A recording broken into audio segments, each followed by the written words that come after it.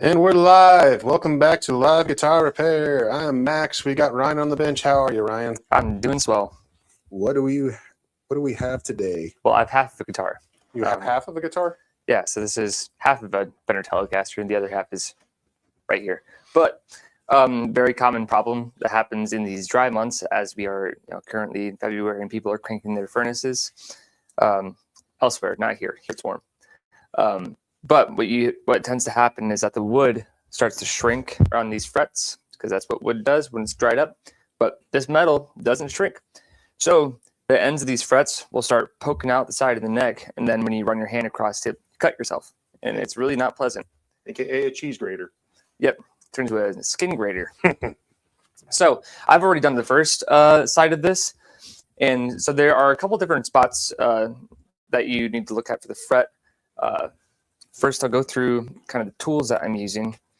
So this is just like a fret leveling file or like a fret bevel file. I use them for both. It's a pretty old one from StewMac, but it's like this diamond coated file that's also really soft on the finish, which is super key for this. And then this is a very small fret end dressing file. And that's to make sure that these fret ends have a nice kind of round profile to them, and that they're not just kind of a sharp drop off. Because you want to make sure that it's not a ramp, but rather that it has some kind of rounded profile on the side, and that's smooth to touch. So the first thing that we're going to worry about is addressing the ting of the fret, specifically on kind of like Fender style instruments. The tang is on the outside, so that the tang is visible. And if you don't know what the tang is, I guess that's the part that actually bites into the neck. So it's this little tab right here that gets pressed into it.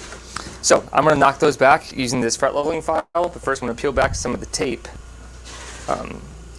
from the fret sanding that I was doing earlier. Now, what would be a good way of preventing this from happening? A good way to prevent many things happening to your guitar is to keep it hydrated. Please keep your guitars in the humidity level of 45 to 50% if you can manage. Any humidity helps. Please don't leave it in spots where it's vulnerable. If you leave it next to your furnace or to your space heater or next to a drafty window, then yeah, you're in for some trouble.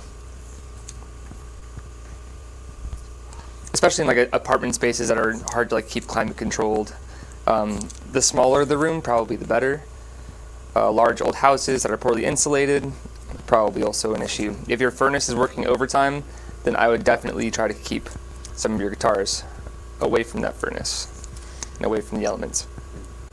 So in a case, I know we have humid hacks from various manufacturers.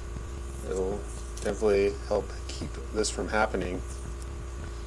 And it's just not an electric guitar thing, it's an acoustic guitar thing, it's an every guitar thing. Yeah, it's an instrument thing. Yeah. I mean, even for your drums, you don't want your drums to warp. I mean, it has less of an effect on the playability of the drums, probably. I don't know, I'm not much of a drummer. It'll affect the tuning, but with guitars, it affects everything. So another thing that you can do to do some preventative maintenance is keep it in a case. At least during these months where the weather is so variable and it changes from day to day, you can keep it in a case. If it's super dry, you can throw in a damp sponge. Just try not to get any actual water inside of the guitar. So, wet a sponge, wring it out, stick it in the sound hole of your instrument, or put it in the case with your electric guitar, and should be pretty good. Just make sure that you're monitoring those hydration levels with something like a hygrometer. A hygrometer just shows you the percentage humidity in the air, and that is a very useful tool to make sure that you're keeping your guitar in a safe environment. So now that I got this tape peeled back, which looks kind of silly, I'm going to take this fret leveling file and I'm just going to strike it right alongside where the neck breaks and becomes the fingerboard. So right on that angle there. I'm actually going to take this out and do it in this vise. Now remember, this is an Uber super special file, right? Yeah. This is a diamond coated file that's also incredibly fine grit. It works really well on metal, but it's also super delicate on your the poly finish that's on this. So yes, don't just take your grandpa's file that he's using on wood and try to knock back your frets. Remember when Danny told me about this? I was just kind of like dumbfounded. Wait, so it works on metal, but leaves wood alone? Yes, it is incredible. It has saved me several times. Because instead of having to do like a lot of like the taping that you'd have to do just to address the fret ends, I was taping this for other fretwork that I was doing. But it saves you so much time, and it saves you so much time going back afterward and trying to buff the finish back out and remove all of your scratches. So without putting any pressure on the neck, I'm just racking it just from top to bottom.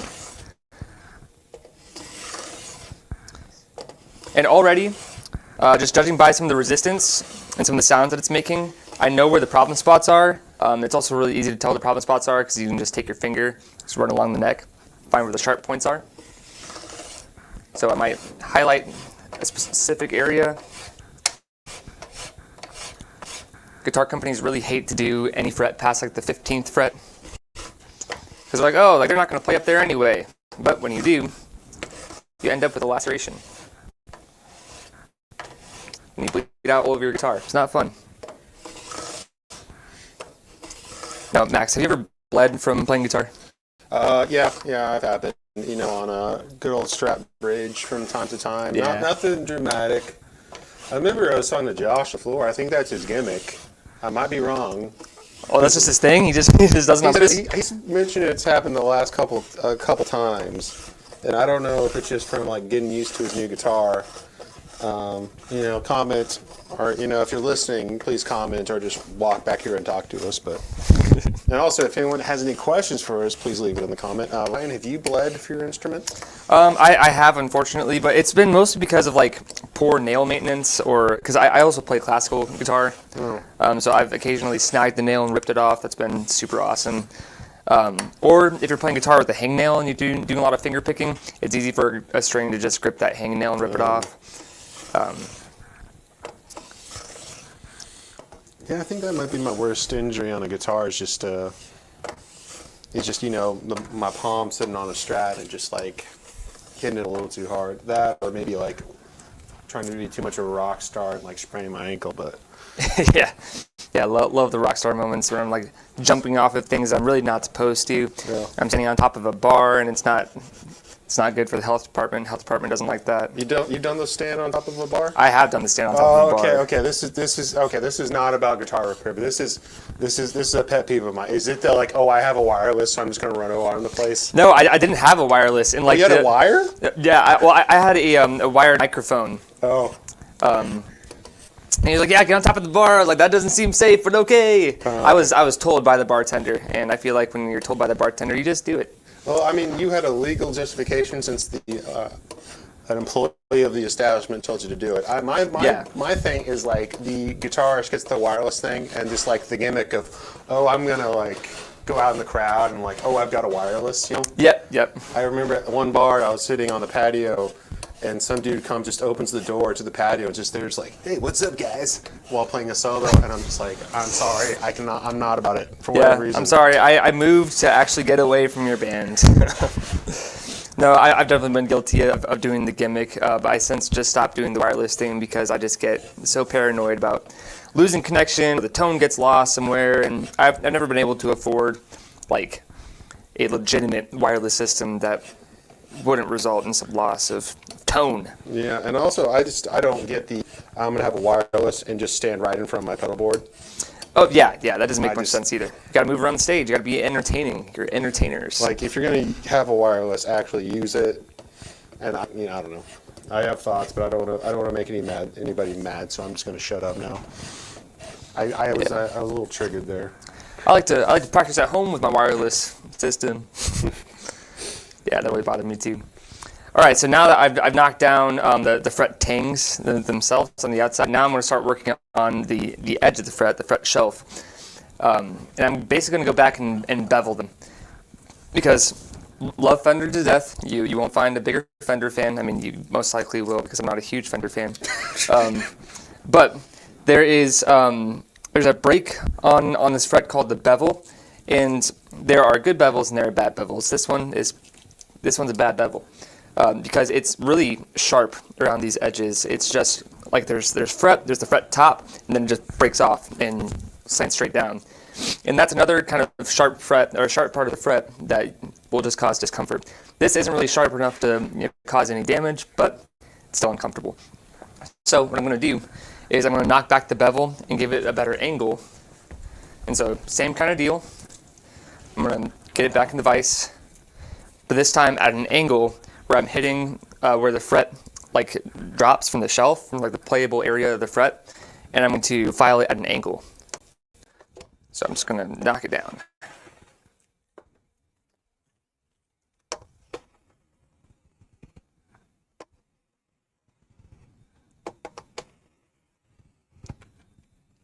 No, I think this isn't one that gets talked about, but I know there's various types of frets. What is your preference? I like stainless. I hate working with stainless, but once you get it correct, I think it's awesome. Mm-hmm. I think it's awesome because you'll never have to do a fret level ever again. Your guitar will be in really good shape. So if you get a stainless steel fretted guitar and you pluck it, yeah, you'll never have to do any fret work in your life. Those guitars' frets will last longer than you.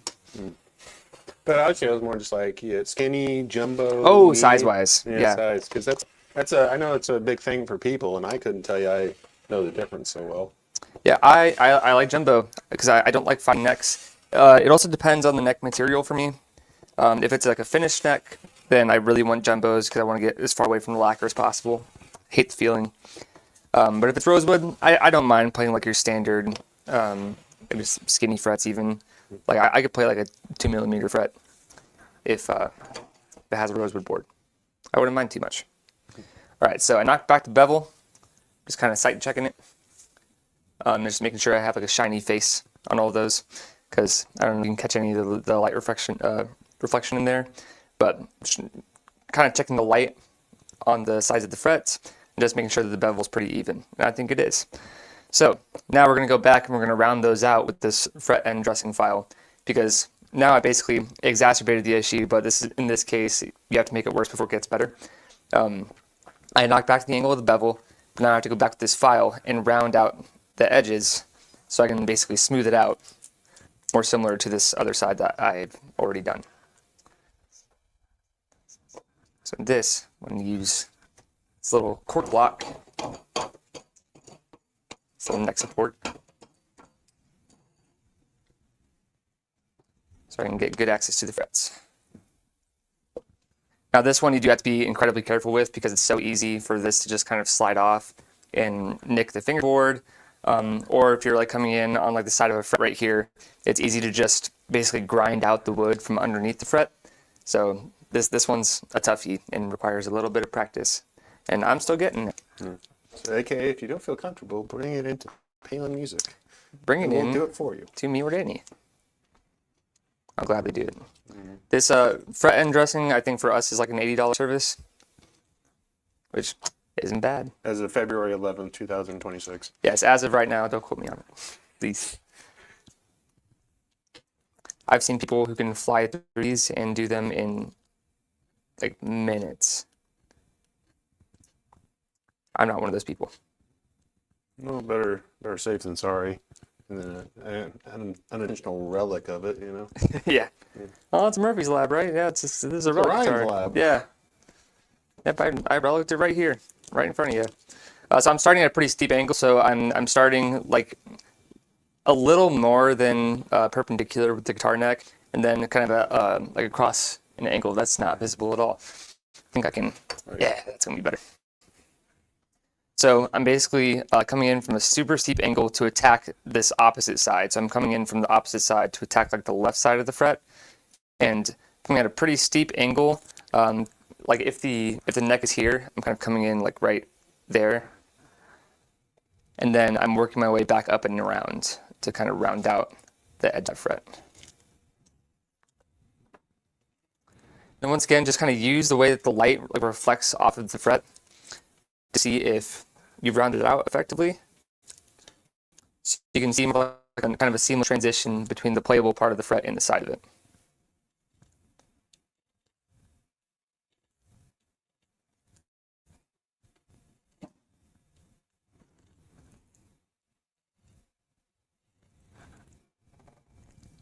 Okay, that's looking pretty good. And we'll move on.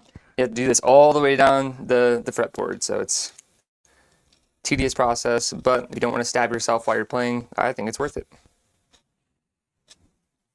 Yeah, there's nothing worse than picking up a guitar and then just having bad fretting, and you just like instantly like you're like, nah. Yeah, 'cause I love going to guitar stores and just trying random things, but the first thing that's going to turn me away from playing a guitar is bad fretwork. Like bad fretwork that you can physically feel just by picking it up. Like you don't even play it.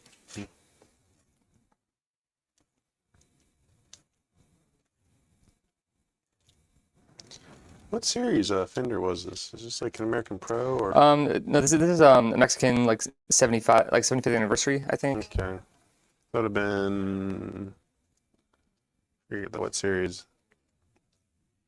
I think they just put them on all of them that year, so it's probably the body will say. It looks like kind of the standard. Yeah. And I had to Google the controls of that Esquire that was sold earlier. Oh, really? Yeah. Oh, because I mean, I think it should be, what's it like, full without the volume, with the volume, and then like the one with the cap is the Esquire wiring. Yeah. So the first position, or like what would be like the bridge position, completely bypasses the tone circuit, and you don't have any volume pot functionality, which is awesome. So you basically just like smack into that position and you're full go. I think they called it like the full throttle position, which is awesome. And then the middle position engages the volume pot, and then the neck position engages the tone circuit and acts like a normal guitar. Oh wait, so the neck one is just like makes it act normal. The middle one is just with the volume. Yeah. No tone. Yeah. Okay. I was getting confused because some of those like classic Esquires, they have like the bridge or the neck is like they put like a cap to make it like all jazzy sounding. Oh yeah. Not that I've ever played one, but I'm just kind of going off videos and what I've read. Yeah. I wouldn't do the Esquire thing. I would just get a Telecaster. But Yeah.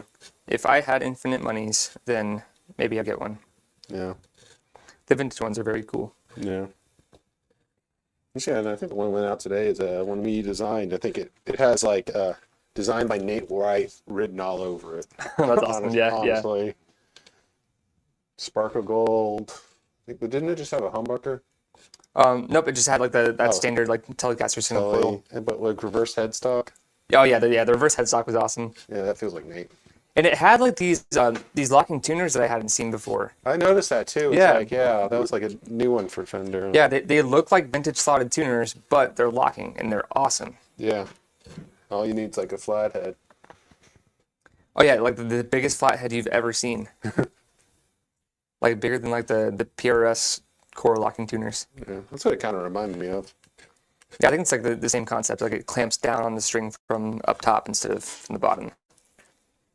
I only have one guitar that actually has locking tuners, but I don't know. I just always end up fidgeting with it, with the little locking mechanism on the back. Yeah, Making sure yeah. they're always toned. So I feel like I'd like prefer it if it didn't have it, so I'd keep not like fidgeting with my ADHD. No, I completely relate to it. And I before I knew what locking tuners, were, because I was a kid in a music store in like 2010. I picked up this like American Fender that had locking tuners, which I think were a relatively like new thing to become standard on a guitar. I started fidgeting with it, and the string just pops out of No. the tuning hole. I thought I broke it, so I got very upset. I don't know. I'm kind of weird because I'll do a locking tune and I'll still put like a wrap or two around it just for the hell of it. I will when the strings are super thick, because I've unfortunately had to set up basses that have locking tuners, which don't make sense to me. Because basses just don't get that much strain on them. I don't think they get the benefits from locking tuners. I mean, I've seen like some like touring guys, on those like rig rundowns, they'll like, oh yeah, I want fresh bass strings every couple gigs. Yeah. I mean, that's the only time I think most times I can't remember the last time I've changed any of my bass strings. Yeah, I prefer like the vintage style tuners, at least for basses. But if the string's large enough, if you do like the typical locking tuning technique of just like pulling it as tight as possible, cranking down the wheel in the back, and then clipping it, then it'll actually like bust the wind that's around the string and expose like the core underneath it, and then it'll snap as soon as you get it up to pitch. Oh. Ask me how I know. Because I was doing a setup on a bass that had like these neon DR strings for the Notre Dame marching band, and it was awesome. Super cool bass. It was made by Perry Gurman up in Elkhart, Indiana. Kind of a luthier up there. Really good stuff.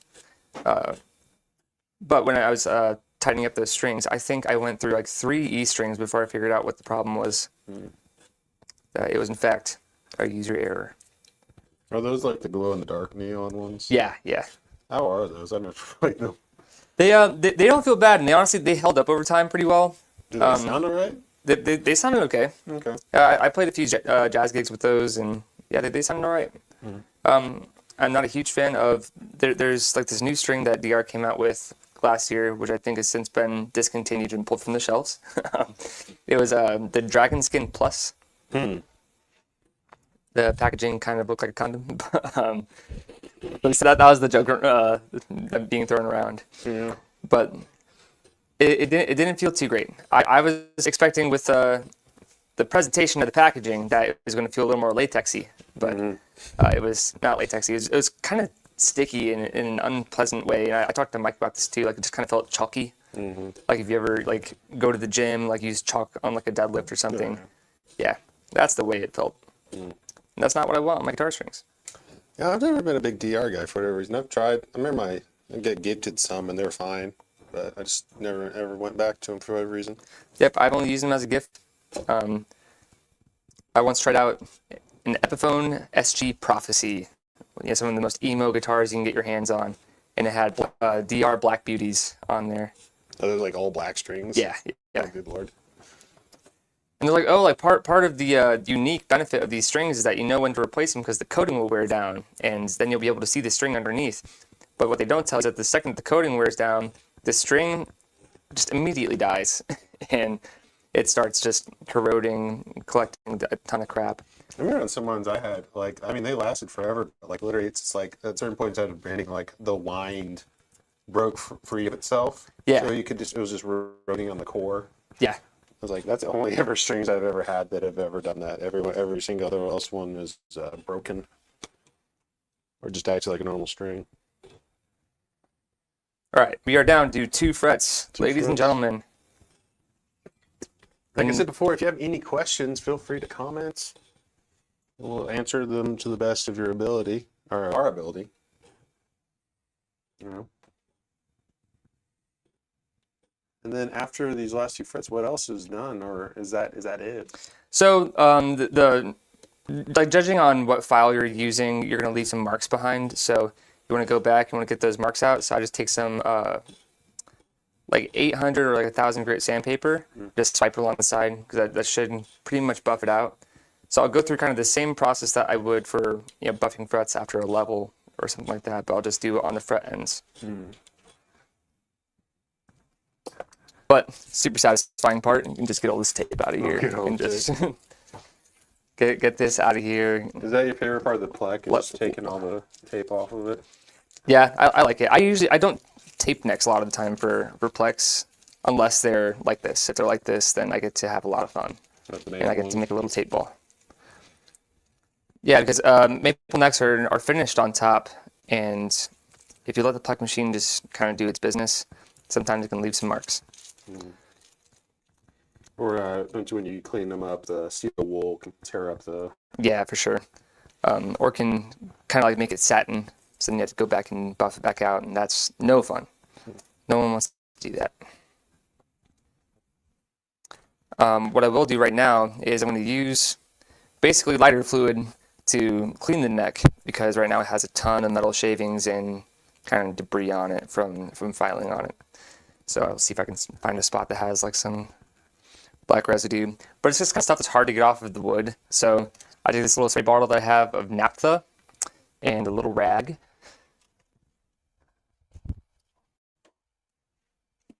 Yeah, like naphtha is basically like your Zippo lighter fluid. So I just kind of spray it on there, just wipe the neck down with it. I've been using that since working here, and I didn't realize how flammable it was till now. It is incredibly flammable.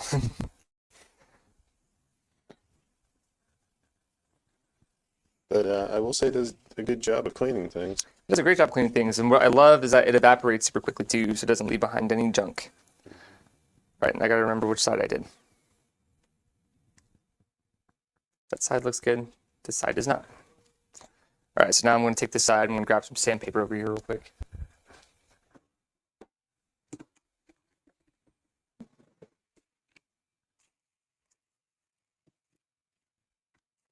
Yep, a 1000 grit pad.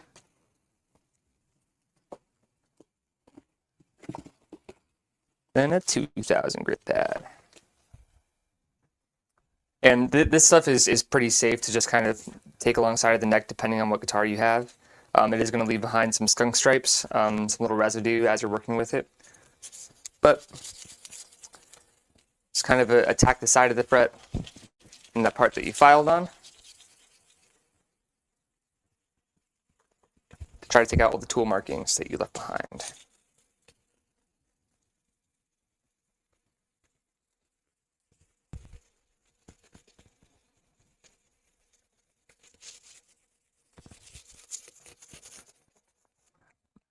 Okay, then back over with the 2000.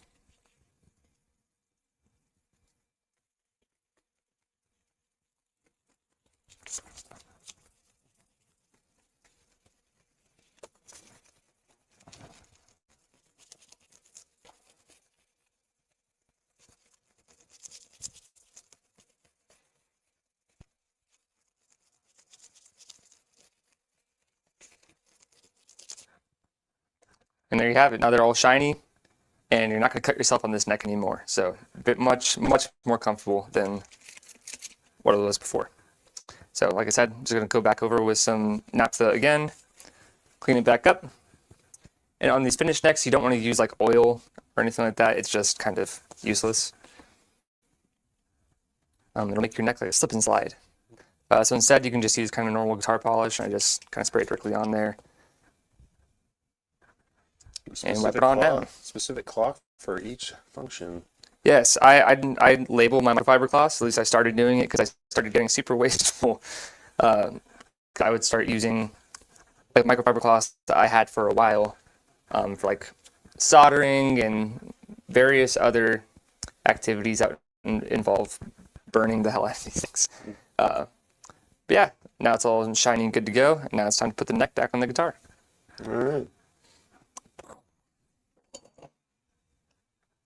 Let's introduce the other part of the equation. Mm-hmm. That is a nice color, though. The Telecaster. Was that all that was getting done to this thing? To this guitar, yeah. I mean, all that and setup and all the other fun things. If you'd like, I can walk through what I had to do with that thing instead. Yeah, if we have time, we're getting. I guess we only got a couple minutes. I'll put the neck back on. Yeah. Yeah. Oh, was that the pickup installation that was giving you trouble this morning? Oh yeah. Oh, this morning, yeah. That's been a project. So it had a Taylor expression system in it, which are usually fine until they're not, and when they're not, they're really hard to repair. I mean, isn't it basically just putting a new one in, repairing it? Yeah, pretty much. You just kind of have to replace the components that go out, but the problem is the components are incredibly expensive. So in this case, I just recommended that for a cheaper price, you could put it in LR bags if you wanted to. Because I think the Taylor expression system, if you can find one anywhere, will run you like $400 to $450 depending on which one you want. But I just recommend an LR bag system because it's around like $350, and I like them. I like them a little better than the Taylor expression system. And they're also like the least invasive pickup to put in your guitar, which I really like. I mean, doesn't it just you can just reuse the piezo pickup and then just put a microphone in there basically? Yeah, and it's all just like 3M adhesive. Like there's not really any drilling. Like on like brand new guitars that don't have anything in it, you basically just have to remount the hole in the bottom to fit an output jack. But for the most part, there's usually a bridge pin in there anyway, or like an end pin for a strap. So you can just take that out, widen the hole for the output jack, but then besides that, just kind of stick it in the guitar and play it. I think the first time I ever saw Danny do it, I swear he was doing it to like a custom shop Martin. Yeah. And I was just like, It was really interesting seeing him take a drill to the top because like it didn't have an existing piezo, so he had to install one. So just drill. Yeah. You just drill in a hole. Yeah, I had to do That's what you do. I had to do the same thing with this one because the Taylor Expression is not a piezo system, so I had to just drill a hole straight back through the bridge. But yeah, a lot of those like shop acoustics just don't have like pickup systems installed. So I'd see like a lot of people pay like $6,000 to $12,000 for this acoustic and then say put an LR bags in it. And, yeah, that would be my recommendation too because they're easy to take back out if you don't want them. Yeah. But Cool. Well, you just want to put that neck on and then we'll call it a day. sure, yeah. And then somebody's got their guitar almost repaired. Almost. Almost repaired. I guess more talking points. So what I like to do with these screws before I put them back into the guitar is I like to take a little crayon and wax them because the neck screws, they just tend to be super taut. And if you're really trying to like crank them down, if you're getting a lot of resistance on the screwdriver, it's easy to slip off and then ram it right into the body. And that's not fun. Also, it'll just give you better contact with the neck and make it more easily sink to the body. And the more neck to body contact that you get a better tone, more sustain, which is what every guitarist wants to hear. Sustain. Sustain. If I really wanted to stay on this guitar, I'd route it out for a Floyd and then just deck it. I thought the Floyd kills the sustain. See, I thought the same thing, but then I think it was Mick Thompson, the guitarist of Slipknot, in all of his authority. I think it was through Jackson, because he just swapped over to Jackson. His new signature guitar, he has a route for a Floyd Rose, and he has like a Floyd Rose system in there, but there's no routing in the back. So like it's like a normal Floyd Rose on top, but it's permanently decked. You can't float it, can't do any of the dives or anything. It's just a system, like it's a hunk of metal that's just down into the guitar. And he swears by it. No, the deck thing I think was a Van Halen thing for a while. Yeah, for sure. Like he wasn't like, I don't know if some of the weren't allowed it, like they wouldn't allowed it. He didn't care about like bending up. Well, I think Steve Vai was kind of one of the first people to just take their guitar and just chip out all the space underneath the tremolo to make it float.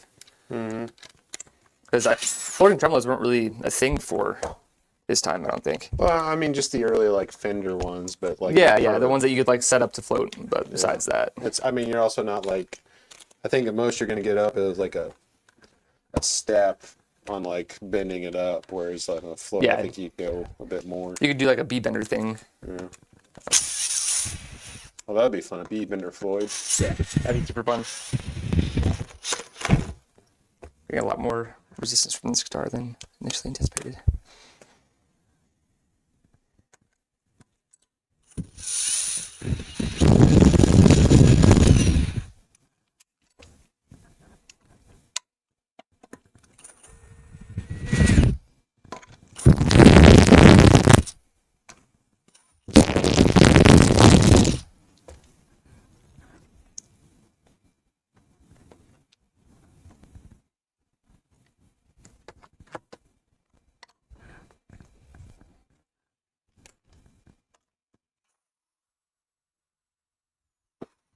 There we go.